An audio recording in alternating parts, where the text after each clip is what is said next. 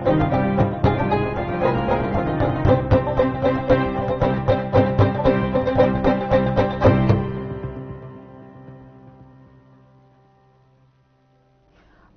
শুভ সন্ধ্যা। আমি মীনাক্ষী, চোখ রাখছি এই মুহূর্তের খবরে। ত্রিপুরার মতো রাজ্যগুলিতে সভাপতি নির্বাচনে বিলম্ব হওয়ার কারণে পিছিয়ে যেতে পারে বিজেপির জাতীয় সভাপতি নির্বাচনও। এক্ষেত্রে আগামী এপ্রিল মাসে ঘোষণা হতে পারে বিজেপির নতুন সর্বভারতীয় সভাপতির নাম। পিছিয়ে যেতে পারে বিজেপির সর্বভারতীয় সভাপতি নির্বাচন। ত্রিপুরার মতো রাজ্যগুলিতে এখনো ঘোষণা সম্ভব হয়নি প্রদেশ বিজেপির সভাপতির নাম ঘোষণা। বিজেপি শাসিত মোট 18টি রাজ্যের মধ্যে এখনো পর্যন্ত 6টি রাজ্যে সম্ভব হয়নি প্রদেশ সভাপতি চয়ন। মূলত এই সমস্যার পাশাপাশি আরএসএস এর বৈঠকের কারণে সর্বভারতীয় সভাপতি নির্বাচন। এক্ষেত্রে আগামী এপ্রিল মাসে সর্বভারতীয় সভাপতির নাম ঘোষণা করতে পারে বিজেপি। ত্রিপুরার মতো রাজ্যগুলিতে রাজ্য সভাপতি নির্বাচনের ধীর গতি এবং 21 থেকে 23 মার্চ বেঙ্গালুরুতে অনুষ্ঠিতব্য আরএসএস এর সর্বভারতীয় প্রতিনিধি পরিষদের বৈঠকের কারণে এই প্রক্রিয়াটি এপ্রিল পর্যন্ত স্থগিত করা হতে পারে বলে রিপোর্ট করেছে জাতীয় সংবাদ মাধ্যমগুলো। আগামী 14 মার্চ হোলির পরে জাতীয় সভাপতির নাম ঘোষণা করা হতে পারে জানিয়েছে বিজেপি নেতৃত্ব। অর্ধেকেরও বেশি রাজ্যে বিলম্ব হয়েছে রাজ্য সভাপতি নির্বাচন। এখনো পর্যন্ত মাত্র 12টি রাজ্যে সম্পন্ন হয়েছে এই প্রক্রিয়া। কেন্দ্রীয় পর্যবেক্ষক পাঠাতে এবং নির্বাচন পরিচালনার তারিখ নির্ধারণ করতে 10 থেকে 12 দিন সময় লাগতে পারে। এরপরে জাতীয় সভাপতি নির্বাচনের প্রক্রিয়া শুরু হবে, যা প্রায় 12 থেকে 15 দিন সময় নেবে বলে জানিয়েছে বিজেপির সর্বভারতীয় নেতৃত্ব। বিজেপি সভাপতি নির্বাচন বিলম্বিত হওয়ার অন্যতম কারণ আরএসএস এর বৈঠকও। বেঙ্গালুরুতে অনুষ্ঠিত এই সভায় উপস্থিত থাকবেন বিজেপির বর্তমান সর্বভারতীয় সভাপতি জেপি নাড্ডা, সংগঠনের সাধারণ সম্পাদক বিএল সন্তোষ সহ 1500 জনেরও বেশি প্রতিনিধি। 17 থেকে 24 মার্চ পর্যন্ত আরএসএস এর ঊর্ধ্বতন কর্মকর্তারা বেঙ্গালুরুতে থাকবেন, যার কারণে বিজেপি নেতৃত্বকে নতুন সভাপতির বিষয়ে চূড়ান্ত সিদ্ধান্ত নিতে অপেক্ষা করতে হতে পারে ন্যূনতম 24 মার্চ পর্যন্ত। অপরদিকে হিন্দু নববর্ষের প্রথম মাসে অর্থাৎ এপ্রিল মাসে ঘোষণার কথা বিবেচনা করে নতুন জাতীয় সভাপতি নির্বাচনকে হিন্দু পরিচয়ের সাথে যুক্ত করতে চায় বিজেপি বলে মনে করেন রাজনৈতিক বিশ্লেষক মহল। 30 মার্চ থেকে শুরু হওয়া হিন্দু নববর্ষের পরে এই ঘোষণা করা হতে পারে বলে মনে করছেন রাজনৈতিক বিশেষজ্ঞরা। হিন্দু নববর্ষের প্রথম মাসে অর্থাৎ এপ্রিল মাসে দলীয় সভাপতি নির্বাচন করার কথা বিবেচনা করছে বিজেপি। বিভিন্ন রাজ্যে বিধানসভা নির্বাচনের চেয়েও গুরুত্বপূর্ণ হলো 2029 সালের লোকসভা নির্বাচন। তাই সব দিক বিবেচনা করেই এই ক্ষেত্রে সিদ্ধান্ত নিতে চাইছে Bharatiya Janata Party. Bureau report, news now. এদিকে শেখ হাসিনা সরকারের সময় যা অসম্ভব ছিল তারই সম্ভব করে দেখালো নিষিদ্ধ হিজবুত তাহরির। নিষিদ্ধ এই জঙ্গি সংগঠনের মিছিলে কার্যত রণক্ষেত্রের রূপ নেয় ঢাকা শহর। ইসলামিক স্টেট বা আইএসের কায়দায় বাংলাদেশে খেলাফত গড়ার ডাক দিল হিজবুত তাহরির। শুক্রবার ঢাকার রাস্তায় মিছিল করতে দেখা গেল হাজারো মৌলবাদীকে। নতুন বাংলাদেশ যে কিভাবে সন্ত্রাসীদের আখড়া হয়ে উঠছে এই ছবি তারই প্রমাণ। যদিও এই নিষিদ্ধ জঙ্গি সংগঠনটির মিছিল ছত্রভঙ্গ করতে কাঁদানো গ্যাস ও সাউন্ড গ্রেনেড ছুড়ে পুলিশ, যা কেন্দ্র করে কার্যত রণক্ষেত্র হয়ে ওঠে ঢাকা। শেখ হাসিনার আমলে নখ দাঁত বের করতে পারেনি হিজবুত, কিন্তু এখন গোটা বাংলাদেশে নৈরাজ্য। মোহাম্মদ ইউনূসের জমানায় মাথাচাড়া দিচ্ছে হিজবুতের মতো একাধিক জিহাদি গোষ্ঠী। মার্চ ফর খেলাফত কর্মসূচির ডাক দেয় নিষিদ্ধ হিজবুত তাহরির। সেই মতোই জুম্মার নামাজের পর ঢাকায় একটি মিছিল বের করে জিহাদিরা। পরিস্থিতি বেগতিক বুঝে আসরে নামে পুলিশ, কিন্তু আইন শৃঙ্খলা বাহিনীর বাধা অতিক্রম করেই পল্টন মোড় পার হয়ে বিজয়নগর মোড়ের দিকে যায় মিছিলটি। তখন কাঁদানো গ্যাসের সেল ও সাউন্ড গ্রেনেড ছোড়ে পুলিশ। এক পর্যায়ে পুলিশের সঙ্গে ধস্তাধস্তি হয় হিজবুত সদস্যদের। এরপর লাঠিপেটা করলে ছত্রভঙ্গ হয়ে যায় মিছিলটি। মিছিলে অংশগ্রহণকারীরা ঢুকে পড়ে বিভিন্ন অলিগলিতে, কিন্তু কিছুক্ষণ পরেই তারা আবার সংগঠিত হয়ে আসতে থাকে পল্টন মোড়ের দিকে। পুলিশ ফের সাউন্ড গ্রেনেড ছুড়লে আবার ছত্রভঙ্গ হয়ে যায় মিছিলটি। হিজবুত তাহরির সদস্যরা বিভিন্ন অলিগলিতে লুকিয়ে রয়েছে। পুলিশ সব রকম সতর্কতা অবলম্বন করছে। জাতীয় মসজিদ বাইতুল মোকাররমের সামনে ও আশপাশের এলাকায় মোতায়েন রয়েছে সেনাবাহিনী, র্যাব ও পুলিশের বিভিন্ন শাখার সদস্যরা। এছাড়া এই সংগঠনের যে কোনো কার্যক্রমের বিরুদ্ধে কঠোর পদক্ষেপ করার হুঁশিয়ারি যা হয়েছে বলে জানিয়েছে ঢাকা মহানগর পুলিশ। হিজবুতের এই ধরনের কাজকর্ম দেশের সন্ত্রাস বিরোধী আইনের আওতায় শান্তিযোগ্য অপরাধ। ঢাকা সহ একাধিক জায়গা থেকে এখনো পর্যন্ত বেশ কয়েকজন হিজবুত জঙ্গিকে গ্রেপ্তার করেছে পুলিশ। 2016 সালের 1 জুলাই রাজধানী ঢাকার গুলশানে হোলি আর্টিজান বেকারিতে হয় ভয়াবহ সন্ত্রাসী হামলা। ওই ঘটনায় নিহত হয়েছিলেন 2 পুলিশ আধিকারিক। তাঁদের স্মৃতিতেই তৈরি করা হয়েছিল দীপ্ত শপথ স্মারক। কিন্তু হাসিনার দেশ ত্যাগের পর সেই ঐতিহাসিক স্মারক গুঁড়িয়ে দেয় সন্ত্রাসীরা। লাগিয়ে দেওয়া হয় হিজবুত তাহরীরের পোস্টার। তারপর এই জিহাদি সংগঠনকে নিষিদ্ধ ঘোষণা করে আইনি ব্যবস্থা নেওয়ার ঘোষণা করেছিলেন পুলিশের মহাপরিদর্শক মোহাম্মদ মইনুল ইসলাম।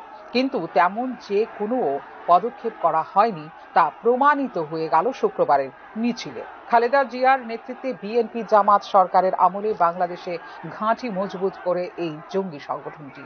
কিন্তু 2009 সালের 22 অক্টোবর হাসিনা নেতৃত্বাধীন তৎকালীন আওয়ামী লীগ সরকার নিষিদ্ধ ঘোষণা করে হিজবুত তাহরীরকে। জনগণের নিরাপত্তার জন্য এই সংগঠনটি বিপজ্জনক বলে জারি করা হয় নিষেধাজ্ঞা। শুধু বাংলাদেশেই নয়, হিজবুত তাহরীরকে নিষিদ্ধ করে দেওয়া হয়েছে বিশ্বের বহু মুসলিম দেশে। কিন্তু গত 5 আগস্ট হাসিনা সরকার ক্ষমতাচ্যুত হওয়ার ফের বাংলাদেশে মাথাচাড়া দিয়েছে ভারত বিদ্বেষী এই সংগঠন। ফিউরো রিপোর্ট, নিউজ নাও। আন্তর্জাতিক নারী দিবস পালনে ব্যাপক প্রস্তুতি নিয়েছে রাজ্য সরকার বলে সাংবাদিক সম্মেলন করে জানিয়েছেন সমাজ কল্যাণ ও সমাজ শিক্ষা দপ্তরের মন্ত্রী টিংকু রায়। এক্ষেত্রে মুখ্যমন্ত্রীর পৌরোহিত্যে রবীন্দ্র ভবনে হবে রাজ্যভিত্তিক মূল অনুষ্ঠানটি। রাষ্ট্রসংঘ প্রদত্ত 2025 সালের আন্তর্জাতিক নারী দিবসের থিম সকল নারী ও বালিকা ও কিশোরীদের জন্য অধিকার, সমতা ও ক্ষমতায়ন।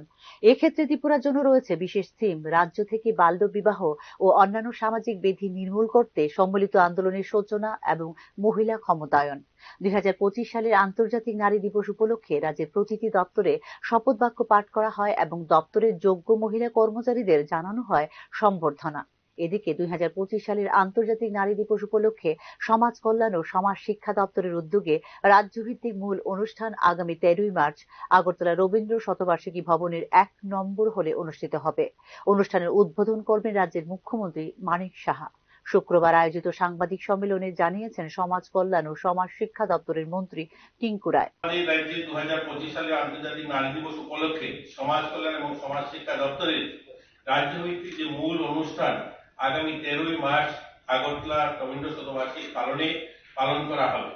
সেখানে আমরা আমাদের মহিলা সিডিপিও বা মহিলা আইসিডিএস সুপারভাইজার বা অঙ্গনওয়াড়ি ওয়ার্কার যারা রয়েছেন তাদেরকে আমরা বিশেষ কাজে যারা ভালো অবদান রেখেছেন এই বছর তাদেরকে আমরা সম্বর্ধনা জানাবো এবং মহিলাদেরকে তাদের কৃতিত্বের জন্য তাদেরকে সম্বর্ধিত করা হবে। ত্রিপুরা মহিলা কমিশনের উদ্যোগে এবং আমাদের চাইল্ড কমিটির উদ্যোগে 8 মার্চ এই বর্ণাঢ্য র্যালি অনুষ্ঠিত হবে এবং সেই র্যালি রবীন্দ্র শতবার্ষিকীর সামনে থেকে সেই র্যালিটি কামান চৌমুহনী হয়ে মেলার মাঠ হয়ে মহিলা কমিশনের সামনে গিয়ে সেটা শেষ হবে। ক্রীড়া এবং যুব কল্যাণ দপ্তরের উদ্যোগে 8 মার্চ 2025 আন্তর্জাতিক নারী দিবসে সকালবেলা আগরতলা রাজ্যভিত্তিক মিনি ম্যারাথনের আয়োজন করা হয়েছে। মুখ্যমন্ত্রীর পৌরোহিত্যে আয়োজিত অনুষ্ঠানে সাফল্য অর্জনকারী মহিলা সিডিপিও, মহিলা আইসিডিএস সুপারভাইজারদের জানানো হবে সম্বর্ধনা। সেই সাথে দক্ষ অঙ্গনওয়াড়ি কর্মী ও সহায়িকাদের করা হবে পুরস্কৃত। ক্রীড়া ও যুব কল্যাণ দপ্তরের উদ্যোগে 8 মার্চ 2025 আন্তর্জাতিক নারী দিবসের সকালে আগরতলায় অনুষ্ঠিত হবে রাজ্যভিত্তিক মহিলাদের মিনি ম্যারাথন প্রতিযোগিতা। স্ব-সহায়ক গোষ্ঠীর কাজে সাফল্য অর্জনকারী মহিলাদের সম্বর্ধনা ও পুরস্কৃত করা হবে এদিন। স্বাস্থ্য দপ্তর রাজ্যের সমস্ত প্রাথমিক স্বাস্থ্য কেন্দ্রে আন্তর্জাতিক নারী দিবস উপলক্ষে বিশেষ স্বাস্থ্য শিবির এবং সচেতনতা শিবিরের আয়োজন করবে। আন্তর্জাতিক নারী দিবস ও বাল্যবিবাহ এবং কিশোরীকালে গর্ভধারণের কুফল সম্পর্কে হাসপাতালে আসা সাধারণ মানুষকে সচেতন করতে স্বাস্থ্য দপ্তর প্রতিটি মহকুমা হাসপাতাল ও জেলা হাসপাতালে স্থাপন করবে সচেতনতা ডেস্ক। ত্রিস্তরীয় পঞ্চায়েত যেমন গ্রাম প্রধান, পঞ্চায়েত সদস্য, কাউন্সিলর, ওয়ার্ড সদস্য ও সাধারণ মানুষকে যুক্ত করে 8ই মার্চ পঞ্চায়েত ও ওয়ার্ড স্তরে সচেতনতা কর্মসূচির আয়োজন করা হবে শনিবার। এইসব অনুষ্ঠানে পাঠ করা হবে শপথ বাক্য। বাল্যবিবাহের কুফল সম্পর্কে আলোচনা করা হবে এইসব অনুষ্ঠানে বলে জানিয়েছেন সমাজ কল্যাণ সমাজ শিক্ষামন্ত্রী টিঙ্কু রায়। আন্তর্জাতিক নারী দিবস উপলক্ষে শ্রম দপ্তরের উদ্যোগে চা বাগান, ইটভাট্টা ও শিল্পাঞ্চলগুলোতে বাল্য বিবাহের কুফল সম্পর্কে আয়োজন করা হবে সচেতনতা কর্মসূচির। আগরতলা পুর নিগম বাল্যবিবাহ, মহিলাদের অধিকার, সমতা ও ক্ষমতায়ন বিষয়ক সংবেদনশীলতা কর্মশালার আয়োজন করবে। সেই সাথে পরিচ্ছন্নতার কাজে যুক্ত মহিলা কর্মীদের স্মারক, শংসাপত্র ও পুষ্টি কিট দিয়ে জ্ঞাপন করা হবে সম্বর্ধনা। ব্যুরো রিপোর্ট, নিউজ নাও। রাজ্যের জাতি জনজাতি সকল অংশের যুবক যুবতীদের জন্য জাপানি ভাষা শিক্ষার পাশাপাশি জাপানি সংস্থায় উচ্চ বেতনে চাকরির সুযোগ দেওয়ার জন্য এডিসি প্রশাসন ও জাপানের একটি সংস্থার সঙ্গে চুক্তি স্বাক্ষরিত হয়েছে বলে সাংবাদিক সম্মেলনে জানিয়েছেন প্রদ্যোৎ কিশোর দেববর্মন। রাজ্যের যুবক যুবতীদের নিজেদের প্রতিভার বিকাশ ঘটানোর জন্য এডিসি প্রশাসনের পক্ষ থেকে ব্যাঙ্গালোরে জাপানি ভাষা শিক্ষার সঙ্গে বিভিন্ন বিষয়ে ট্রেনিং এর ব্যবস্থা করা হয়েছে। এডিসি প্রশাসন থেকে ছাত্রছাত্রীদের ট্রেনিং, থাকা খাওয়ার সুব্যবস্থার জন্য 50,000 টাকা করে আর্থিক সাহায্য প্রদান করা হবে বলে সাংবাদিক সম্মেলনে জানিয়েছেন প্রদ্যোৎ কিশোর দেববর্মন। শুধুমাত্র জনজাতি অংশের যুবক যুবতীরা নয়, রাজ্যের সমস্ত ইচ্ছুক যুবক যুবতীরা এই বিশেষ ট্রেনিং এর মাধ্যমে জাপানি কর্মসংস্থানের সুযোগ গ্রহণ করতে পারবেন বলে সাংবাদিক সম্মেলনে জানিয়েছেন প্রদ্যোৎ কিশোর দেববর্মন। नर्सेज हैं, जो केयर गिवर्स हैं, they will be given training in Bangalore in language, in after care, और उसके बाद उनको डायरेक्ट प्लेसमेंट दिया जाएगा in Japan. The salary is also very good and confirm salaries है, and it's through a proper recognised agency. अब ये जो ट्रेनिंग होगा उसमें भी स्टूडेंट को अभी पे नहीं करना पड़ेगा। जब उनका प्लेसमेंट गारंटीड होगा उसके बाद ही जब उनका सैलरी निकलेगा वहां से एडजस्ट किया जाएगा। We will also from ADC pay 50,000 rupees per student for the training.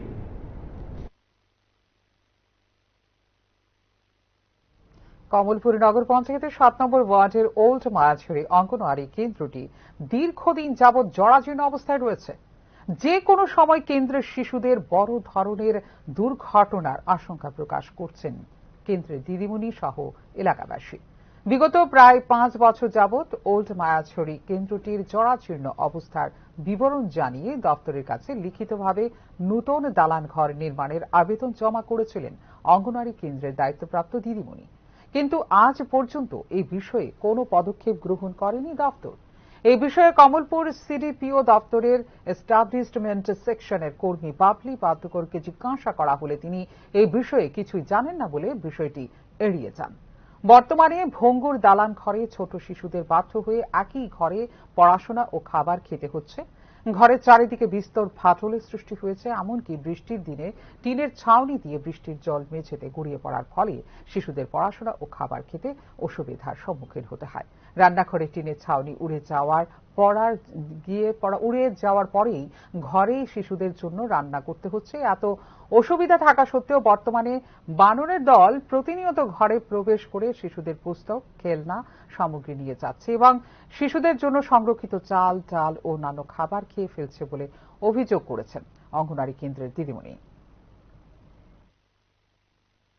বানর ঢুকে, গতকালকেও বানর আইয়া যে বাচ্চারা যে টিফিন গুলো রাখতাম, এই টিফিন গুলো বানরে খেয়ে আনছে।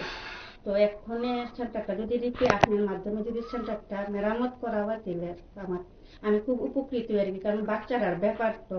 তারপরে ওয়ালগুলিও টিন নষ্ট হয়ে ওয়ালগুলিও ড্যামেজ আর জলও নাই, কলে দিয়া জলটা ওঠে না। কলটাও যদি রিপেয়ারিং করা হয় খুব ভালো হয়।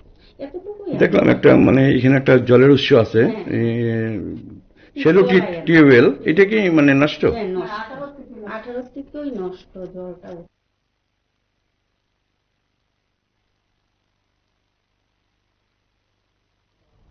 এখনকার মতো এই মুহূর্তে সংবাদ এই পর্যন্ত। আরো আপডেটস দেখার জন্য অবশ্যই নজর রাখতে হবে নিউজ আওয়ার পর্দায়। নমস্কার।